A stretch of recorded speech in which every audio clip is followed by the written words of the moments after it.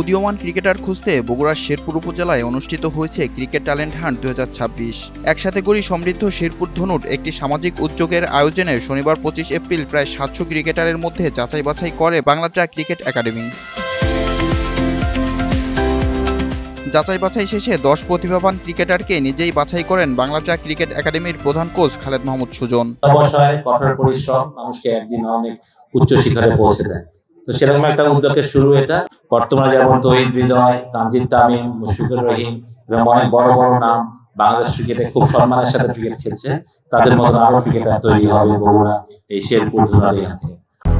200-র বেশি সার্ভিস ও ফিচারে লেনদেনের সব বিকাশ অ্যাপে সম্ভব।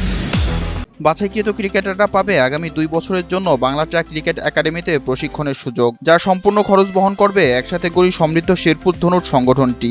এতে আনন্দে উচ্ছ্বসিত শেরপুর ধনুট উপজেলার অভিভাবক ও খেলোয়াড়রা। টপ 10 এর মধ্যে একজন নির্বাচিত হয়ে জন্য আমি আসলে খুবই গর্বিত। এমন একটা উদ্যোগ দিছে, এটা আমাদের খুব ভালো লাগতেছে, কারণ অনেক বাবা মা আছে তাদের কোনো টাকা পয়সা নেই, আর্থিক অবস্থা খারাপ, তারা টাকার অভাবে অনেক স্বপ্ন থাকে কিন্তু পূর্ণ করতে পারে না। ছোটবেলা থেকে অনেক ক্রিকেটের প্রতি আগ্রহী, ক্রিকেট প্রেমী।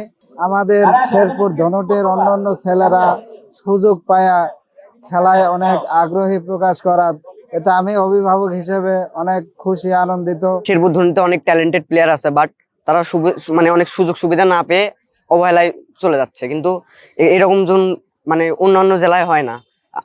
আসিফ সিরাজ রব্বানি উদ্যোগে এটা একটা ভালো কাজ হচ্ছে। এদিকে বগুড়ার কৃতি সন্তান আরাফাত রহমান কোকোর স্বপ্ন বাস্তবায়নে মাদক মুক্ত সমাজ গড়তে ও আন্তর্জাতিক মানের ক্রিকেটার তৈরিতে আজীবন কাজ করে যাবেন বলে জানান আসিফ সিরাজ রব্বানি। আমার স্বপ্ন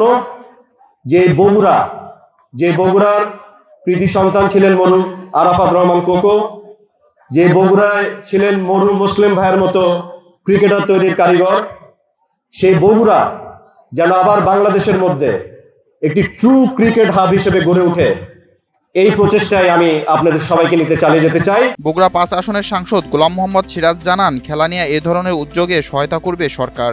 আমরা সবাই খুব আশাবাদী যে বর্তমান সরকার এটাকে খুব সাপোর্টিভ এবং খুব সহানুভূতির সাথে এটাকে সাপোর্ট করবে। ক্রিকেট নিয়ে এমন উদ্যোগে উচ্ছ্বসিত স্থানীয়রা। কর্তৃপক্ষকে ধন্যবাদ জানিয়ে প্রতি বছরই এমন আয়োজনের দাবি তাদের।